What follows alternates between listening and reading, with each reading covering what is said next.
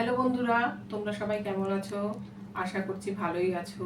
আজকে আমি তোমাদের সামনে হাজির হয়ে গেছি একটি নিত্য নতুন রেসিপি নিয়ে। আমি লাস্ট ভিডিওতে পাকা আমের সন্দেশ দিয়েছিলাম। আশা করছি তোমরা সবাই দেখেছো। যদি কেউ না দেখে থাকো চটপট করে দেখে এসো। তো আজকে যে আমি ইউনিক রেসিপিটা তোমাদের সঙ্গে শেয়ার করছি সেটা হচ্ছে টক ঝাল নারকেল পুর ভাজা। তো চলো সময় নষ্ট না করে শুরু করে দেওয়া যাক। এটাকে ভালোভাবে ফাটিয়ে নিলাম। ফাটিয়ে নিয়ে নারকেলটার থেকে জল বের করে নিলাম। তারপর নারকেলটাকে কুড়িয়ে নেব। কুড়িয়ে নিয়ে একটি পাত্রে রাখবো। এবার ছোট ছোট করে পেঁয়াজ কুচাবো, একদম ঝিরিঝিরি করে।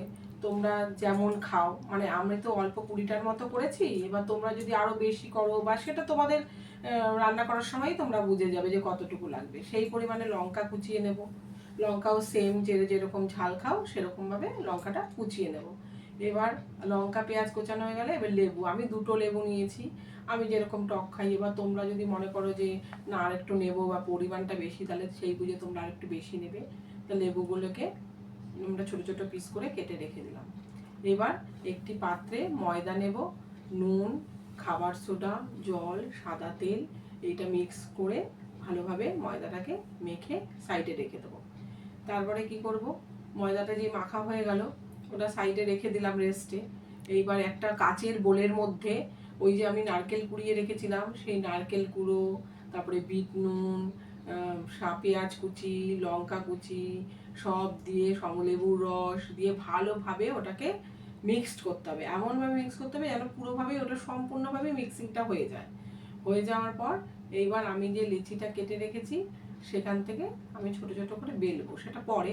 আগে আমি ওইটাকে ভালোভাবে মিক্সড করে নিয়ে একটা ফ্রাইং প্যান ওভেনে বসিয়ে দেবো। ফ্রাইং প্যানের মধ্যে সাদা তেল দিয়ে হালকা আছে গরম করতে ওটা বসিয়ে দিলাম। বসিয়ে দেওয়ার পর এবার ওটা আমি রেডি করব, যেটা ভাজবো। এবার আমি লিচিটাকে কেটে নিলাম, ভালো করে বেলে নিলাম। বেলে নিয়ে যেই বোলটার মধ্যে আমি রেডি করে রেখেছিলাম পুরটা, সেই পুরটাকে মাঝখানে এমনভাবে দিতে হবে যাতে সুন্দরভাবে স্টাফটা দিয়ে দুদিকে ওপর দু সাইড নিচে ওপরে সুন্দরভাবে চেপে চেপে ওটাকে মুড়ে দিতে হবে যাতে ভেতর থেকে পুরটা বেরিয়ে না আসে। এবার এই একটা একটা করে কয়েকটা বেলে আমি একটা প্লেটে রেডি করে রেখেছি। তোমরাও তোমাদের সুবিধা মতন ওরকম করে রেডি করে রাখবে। এবার মিডিয়াম টু লো আছে একটা একটা করে তেলে ছেড়ে দেবে।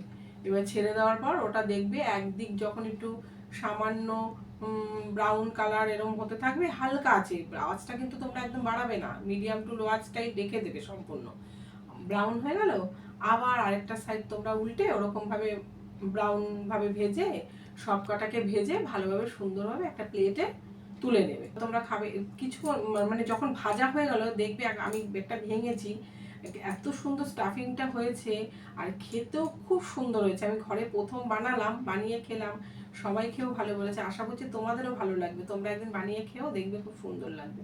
তাহলে যদি ভালো লেগে থাকে আমার রেসিপিটা, তাহলে লাইক, শেয়ার, কমেন্ট, সাবস্ক্রাইব করতে ভুলো না। চলো টাটা।